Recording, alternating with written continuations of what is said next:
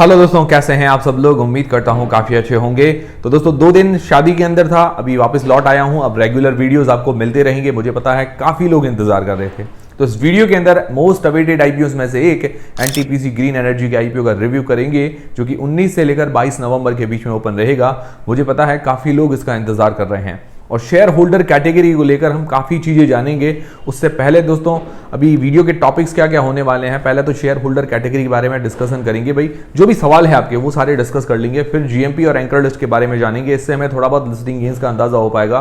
फिर इस कंपनी की डिटेल्स के बारे में जानेंगे, मतलब कंपनी क्या काम करती है, कौन से सेक्टर की कंपनी है, फ्यूचर कैसा रह सकता है।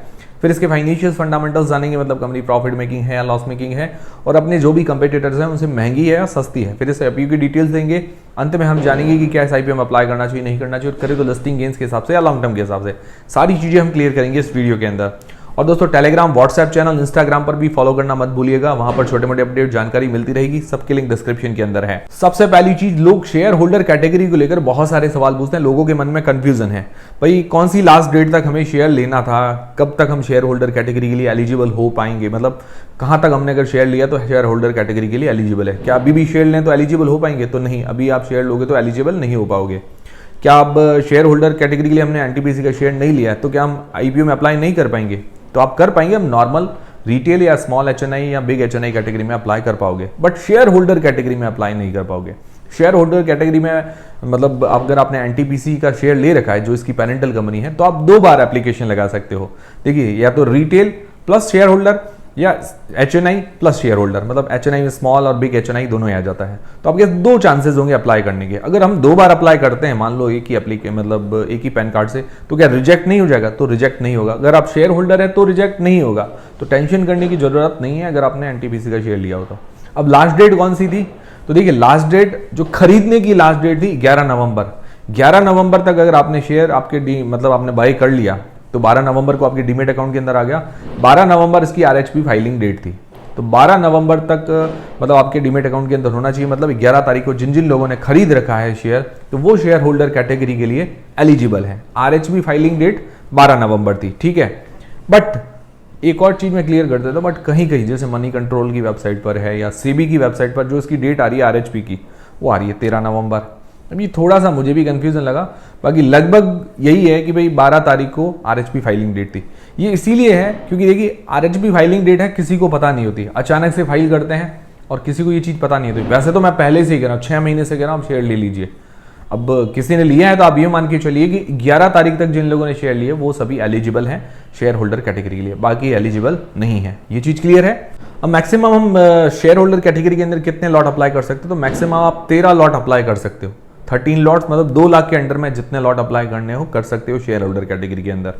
और इसमें क्या है कि प्रोपोर्शनेट बेसिस पर अलॉटमेंट हमें मिलेगा।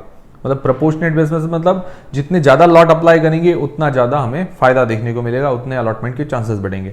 ऐसा नहीं है कि भाई 100% मिलेगा ही मिलेगा। शेयर होल्डर कैटेगरी का फायदा तो है, बट ओवर सब्सक्रिप्शन, बहुत ज्यादा सब्सक्रिप्शन आ जाता है ना, तब क्या है कि थोड़ा बहुत लॉटरी जैसा सिस्टम हो जाता है। तो ये चीज आप ध्यान में रखिएगा। शेयर होल्डर कैटेगरी के लिए 10% रिजर्व कोटा रखा गया है। तो देखिए, अगर आप शेयर होल्डर कैटेगरी के लिए एलिजिबल है तो रिटेल में 1 लॉट लगा सकते हैं, मतलब जितने आप चाहें रिटेल कैटेगरी, और 1 शेयर होल्डर कैटेगरी में, और या एचएनआई कैटेगरी और शेयर होल्डर कैटेगरी, मतलब 2 बार आप अप्लाई कर सकते हो एक ही पैन कार्ड से, ठीक है। ये चीज क्लियर हो गई। अब मान लो हमारे पास एक ही लॉट अप्लाई करने के पैसे हैं, तो रिटेल में करें या शेयर होल्डर में? तो शेयर होल्डर में कीजिए। अगर आपके शेयर होल्डर कैटेगरी के लिए एलिजिबल है तो शेयर होल्डर में कीजिए, ज्यादा बढ़िया है। और बाकी जिनके पास शेयर नहीं है तो वो नॉर्मली अप्लाई कर सकते हैं। अब दोस्तों, हम एनटीपीसी ग्रीन एनर्जी के लिए एलिजिबल हो गए शेयर होल्डर कैटेगरी के लिए। क्या अब हम इसको सेल कर सकते हैं? तो अब आप चाहे तो इसको सेल कर सकते हैं।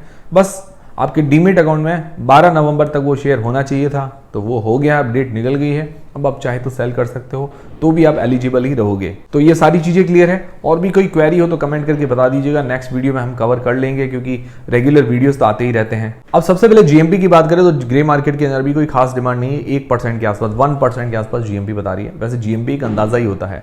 खुलते टाइम तो जीएमपी थी 8 से 10% के बीच में, अभी डाउन हो गई है। एंकर लिस्ट अभी आना बाकी है, 1 दिन पहले आ जाएगी, मैं आपके साथ डिस्कस कर लूंगा। फिर इस कंपनी की डिटेल्स के बारे में बात करें तो इस कंपनी की जो प्रमोटर कंपनी है एनटीपीसी, ठीक है, वो उसी का ही पार्ट था, उसी के अंडर में आती थी। 2022 में इन्होंने इसको अलग कर दिया कि भाई ग्रीन एनर्जी, जो रिन्यूएबल एनर्जी वाले जो भी प्रोजेक्ट्स हैं वो इसके अंडर में आएंगे। फिर इन्होंने लिस्ट करवाने का भी सोच लिया। तो ये 2022 में इनकॉर्पोरेट हुई है, करीब करीब 2 साल हुए हैं। वैसे एक्सपीरियंस वाइज तो प्रमोटर वही है एनटीपीसी, तो ज़्यादा कोई ऐसी चिंताजनक बात नहीं है। तो ये कंपनी रीन्यूएबल एनर्जी कंपनी, मतलब जो रीन्यूएबल एनर्जी सोर्सेस होते हैं वहाँ से बिजली या एनर्जी या इलेक्ट्रिसिटी जनरेट करती है, सारी चीज़ें एक ही है। अभी ये जो ज़्यादातर प्रोजेक्ट्स लेती है सोलर और विंड के अंदर, ज़्यादातर अभी सोलर के अंदर है, बाकी फिर विंड के अंदर। अभी हाइड्रो प्रोजेक्ट्स नहीं ले रही, हाइड्रो प्रोजेक्ट्स भी आगे लेगी, हाइड्रो इलेक्ट्रिक प्रोजेक्ट्स वो भी आगे लेने वाली है, बट अभी सोलर और विंड पे ये कंपनी काम कर रही है। अभी अगर इसकी ओवरऑल कैपेसिटी देखें तो 3.6 गीगावाट से भी ज़्यादा की कैपेसिटी है, और FY32 मतलब 2032 तक इनका टारगेट है 60 गीगावाट का, 60 गीगावाट का इनका टारगेट है आने वाले टाइम में। मतलब ये धीरे धीरे एक्सपेंड कर रही है, ये अच्छी बात है। एक्सपेंड करेगी तो रेवेन्यू के अंदर भी ग्रोथ देखने को मिलेगी। और गवर्नमेंट सेक्टर की बात करें तो गवर्नमेंट सेक्टर की सबसे बड़ी कंपनी है रीन्यूएबल एनर्जी के अंदर। बाकी अदानी ग्रीन इससे बड़ी कंपनी है, टाटा पावर भी है। अभी अगर सोलर के अंदर इसकी कैपेसिटी देखें तो 13,796 मेगावाट है, मतलब जो भी ऑपरेटिंग है या कॉन्ट्रैक्ट अवॉर्डेड जो भी इसकी कैपेसिटी है सोलर के लेकर। फिर विंड एनर्जी के अंदर 3100 मेगावाट की कैपेसिटी है, टोटल कैपेसिटी है 16,896 मेगावाट। तो ये काम बढ़िया है, रीन्यूएबल एनर्जी सोर्सेज फ्यूचर ही यही है। आने वाले टाइम में धीरे धीरे इसका रेवेन्यू बढ़ेगा, क्योंकि आने वाले टाइम ये सारी जो कोयले की, अभी कोयले से बिजली जनरेट होती है वो धीरे धीरे करके रिप्लेस होगी। जो भी फॉसिल फ्यूल्स हैं वो धीरे धीरे करके रीन्यूएबल एनर्जी सोर्सेज से रिप्लेस होंगे। और इंडिया भी काफ़ी प्रमोट कर रहा है, मतलब नेट कार्बन एमिशन जो होता है वो जीरो करना है, मतलब 2050-2060 तक टारगेट है इंडियन गवर्नमेंट का। बाकी इसकी प्रमोटर ग्रुप एनटीपीसी ने भी बढ़िया रिटर्न बना के दिए हैं, तो इससे भी उम्मीद है कि वह अच्छा रिटर्न बना के देगा। बट एक चीज ये है कि वही लिस्ट होते ही इसका जो मार्केट कैप है 91,000 करोड़ रुपए का, मतलब मिड कैप कंपनी ऑलरेडी है ये, तो आप ज्यादा तो रिटर्न की उम्मीद नहीं कर सकते, ठीक ठाक रिटर्न की उम्मीद कर सकते हो। हाँ, ये कंपनी स्टेबल रह सकती है, इसकी उम्मीद कर सकते हो। फिर दोस्तों इसके फाइनेंशियल्स देखिए तो 2023 से 2024 तक दिए गए और 30 सितंबर 2024 तक दिए गए, मतलब FY25 के 30 सितंबर 2024 तक। तो क्योंकि 2022 के अंदर ही इनकॉर्पोरेट हुई है, तो अगर इसके एसेट्स देखते हैं तो एसेट्स साल दर साल बढ़े हैं। रेवेन्यू 170 करोड़ से 2037 करोड़ रुपए हुआ है, क्योंकि धीरे धीरे करके इसके प्रोजेक्ट्स बढ़े हैं। प्रॉफिट 171 करोड़ से 344 करोड़ रुपए हुआ है, लगभग 16% के आसपास प्रॉफिट मार्जिन है, 16-17% के बीच कह सकते हैं, तो अच्छे मार्जिन है। बाकी इसकी नेट वर्थ बड़ी है, रिजर्व्स 596 करोड़ रुपए के हैं, और सबसे बड़ी चीज है कि इसके ऊपर उधारी हर साल बढ़ रही है। उधारी है 17,000 करोड़ रुपए की, जो कि बहुत ज़्यादा है। डेट टू इक्विटी रेशियो 1.91 का निकल कर आता है, ये भी बहुत ज़्यादा है। हालांकि आईपीओ से 10,000 करोड़ रुपए जो उधारी है, पूरे के पूरे पैसे फ्रेश इश्यू के जरिए कंपनी की ग्रोथ के अंदर काम में आने वाले। 7500 करोड़ रुपए की उधारी चुकाएंगी और कुछ सब्सिडरीज वगैरह के अंदर इन्वेस्टमेंट करने में ये काम में लेने वाली है। हालांकि आईपीओ के बाद थोड़ी उधारी कम हो जाएगी, बट उधारी बहुत ज़्यादा है, तो ये इसको चुकानी पड़ेगी, ये सबसे बड़ा नेगेटिव है। फिर इसके अलावा return on equity, return on capital employ मतलब ROE ROC कम है। पी अगर देखिए प्राइस टू अर्निंग्स रेशियो 147.94 का निकल कर आता है, मतलब लगभग 148 का पी कह सकते हैं। इसके जो पीयर्स है Adani green energy, renew energy और अदानी का है मतलब लगभग 290 के आसपास पी मान सकते हैं, और रीन्यू का है लगभग 50 के आसपास। प्राइस टू बुक 9.91 का निकल कर आता है, अदानी का 28 का है। और देखा जाए तो अदानी से सस्ती वैल्यूएशन है, पर रीन्यू से थोड़ी महंगी है। बट ओवरऑल ऐसी उम्मीद लगाई जा रही थी कि भाई जो एनटीपीसी ग्रीन एनर्जी है, गवर्नमेंट कंपनी है, और ज़्यादा सस्ता लेकर आएगी, बट ये उम्मीद से थोड़ा महंगा ही लेकर आए हैं। जो भी प्राइस बैंड है, मुझे लगता है कि भाई ये जो प्राइस बैंड है ये 50 से नीचे होना चाहिए था, तो वैल्यूएशन जो है फेयर नज़र आती। अब ये देखते हैं, बहुत मुझे तो लग रहा है थोड़ा महंगा है ये प्राइस बैंड, क्योंकि जो उम्मीद थी मार्केट को, हालांकि इतना ज़्यादा भी महंगा नहीं कह सकते, पर जो उम्मीद थी, जो हाइप बना हुआ था कि भाई गवर्नमेंट कंपनी जनरली मतलब सस्ती वैल्यूएशन लेके आती, वो नहीं हुआ, हमें देखने को मिला। तो वैल्यूएशन ना ज़्यादा महंगी है ना ज़्यादा सस्ती है। और रेवेन्यू देखिए अभी एनटीपीसी ग्रीन का 2000 के आसपास है, 2000 करोड़ रुपए के आसपास, और अदानी ग्रीन का है 10,000 करोड़ रुपए के आसपास। तो अदानी काफ़ी बड़ी कंपनी है इससे, और एनटीपीसी ग्रीन भी धीरे धीरे एक्सपेंड कर रही है। फिर इस आईपीओ की डिटेल्स के बारे में बात करें तो 19 से लेकर 22 नवंबर के बीच में ओपन रहेगा। फेस वैल्यू है 10 रुपए पर शेयर। प्राइस बैंड रखा गया 102 रुपए से लेकर 108 रुपए के बीच में। ये प्राइस बैंड हालांकि इतना ज़्यादा महंगा भी नहीं है, पर इतना ज़्यादा सस्ता भी नहीं है। उम्मीद थी मार्केट को कि भाई 100 से नीचे आएगा, मैं तो मानता हूं कि 50 के आसपास आता तो बढ़िया रहता, तो इसकी डिमांड जबरदस्त रहती। लॉट साइज 138 शेयर्स का लॉट है, और इश्यू साइज है 10,000 करोड़ रुपए का, पूरा का पूरा फ्रेश इश्यू है। 7500 करोड़ रुपए इसकी उधारी चुकाने के अंदर, कुछ सब्सिडरी में इन्वेस्टमेंट करने के अंदर काम में आने वाले हैं। बाकी 2500 करोड़ जनरल कॉर्पोरेट पर्पज वगैरह के अंदर काम में आएंगे। एम्प्लॉइज को 5 रुपए का डिस्काउंट दिया गया है। अगर देखिए आप एम्प्लॉय नहीं हो तो एम्प्लॉय कैटेगरी के अंदर मत अप्लाई कीजिएगा, काफ़ी लोग करते हैं। एम्प्लॉय कौन होता है? जो एनटीपीसी के अंदर काम करता है वो एम्प्लॉय है। आप एम्प्लॉय नहीं हो, ये ध्यान में रखिएगा, फिर रिजेक्ट हो जाएगी एप्लीकेशन, फिर कहोगे मेरी रिजेक्ट हो गई, वो हो गया। ध्यान रखिएगा, एम्प्लॉय कैटेगरी में मत अप्लाई कीजिएगा। रिटेल पोर्शन 10% का, और शेयर होल्डर कैटेगरी के लिए भी रिजर्व है 10% का। तो ये हो गई पूरी आईपीओ की डिटेल्स। अब सबसे मेन सवाल ये था कि क्या इस आईपीओ में अप्लाई करें या नहीं करें।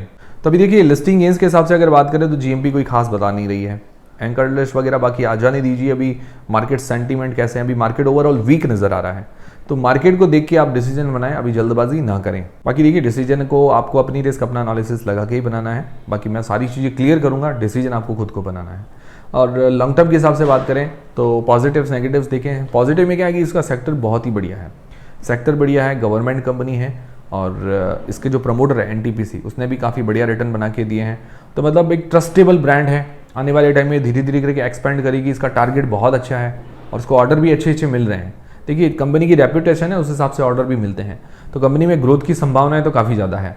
और अभी भी लीडिंग कंपनीज में इसका नंबर आता है, मतलब टॉप लीडिंग, टॉप 3 टॉप 5 में आप इसका नंबर कह सकते हैं। नेगेटिव्स में क्या है, नेगेटिव्स में थोड़ी बारी है नेगेटिव के वैल्यूएशंस, मार्केट उम्मीद कर रही थी कि सस्ती आएगी बट वैल्यूएशंस महंगी आई। दूसरा इसके ऊपर डेट काफ़ी ज़्यादा है, ये भी चुकाना चाहिए, आने वाले टाइम में डेट फ्री कंपनी होनी चाहिए तो अच्छी बात रहती है। और अभी मार्केट के अंदर ओवरऑल ये चीज़ चल रही है कि भाई हो सकता है लिस्ट थोड़ा बहुत हमें 8-10% दे दे, उसके बाद डाउन भी होते हुए हमें देखने को मिले, क्योंकि ओवरऑल मार्केट की कंडीशन इस हिसाब से है और एनटीपीसी भी इतना ज़्यादा सस्ता लेकर नहीं आया है। इस हिसाब से ऐसा लग रहा है कि भाई बाद में भी हमें थोड़ा बहुत नीचे मतलब ये देखने को मिले शेयर, ऐसा जरूरी नहीं है ऐसा ही हो, बट मार्केट में ओवरऑल इस तरह की मतलब जो भी माहौल चल रहा है वो मैं आपको बता रहा हूँ। बाकी एक और नेगेटिव ये है कि टॉप 5 क्लाइंट से ज़्यादातर इसका रेवेन्यू आता है, मतलब लगभग आप मान सकते हैं 80 to 87% टॉप 5 क्लाइंट से आता है, ये थोड़ा सा नेगेटिव है। बाकी ओवरऑल देखा जाए तो कंपनी का फ्यूचर के हिसाब से तो अच्छी है, अगर अपना डेट वगैरह पे करती है तो मुझे लगता है अच्छी कंपनी ये साबित हो सकती है लॉन्ग टर्म के लिए। पर्सनली अभी मैं भी जल्दबाजी नहीं कर रहा हूँ, ओवरऑल मार्केट देखते हैं, जल्दबाजी नहीं करेंगे, मार्केट इसको कैसा रिस्पॉन्स देता है, मार्केट में अभी वीकनेस भी चल रही है, ये भी सारी समस्याएं हैं, तो उस हिसाब से देखेंगे कि किस में अप्लाई करें किस में नहीं करें, या अप्लाई भी करें अवॉइड करें, तो जल्दबाजी नहीं करेंगे। ओवरऑल ये है कि भाई अभी ऐसा लग रहा है कि भाई ज़्यादा नुकसान तो नहीं जाना चाहिए, पर ज़्यादा ये प्रॉफिट भी मतलब नहीं दिखा रहा है कि भाई जो लोग उम्मीद कर रहे थे कि भाई 40-50% या डबल हो जाएगा पैसा, वैसी उम्मीद अभी नज़र नहीं आ रही है अभी फिलहाल के लिए। आप लोग क्या करेंगे, क्या इस आईपीओ में अप्लाई करेंगे नहीं करेंगे, कमेंट करके बता दीजिएगा। ये थे सारे आज के अपडेट्स, और ये वीडियो देखने के बाद उम्मीद करता हूँ आपकी सारी जानकारी क्लियर हुई होगी और सारे जो आपके मन में डाउट्स थे वो क्लियर हो गए होंगे, शेयर होल्डर कैटेगरी को क्लियर हुए होंगे। क्लियर हुए तो वीडियो को लाइक जरूर करें और कमेंट करके ज़रूर बताएं, इससे हमें काफ़ी मोटिवेशन मिलता है ऐसे और भी वीडियोस बनाने का। तो टेलीग्राम इंस्टाग्राम सबकी लिंक डिस्क्रिप्शन के अंदर है। मिलते हैं दोस्तों अगले वीडियो के अंदर।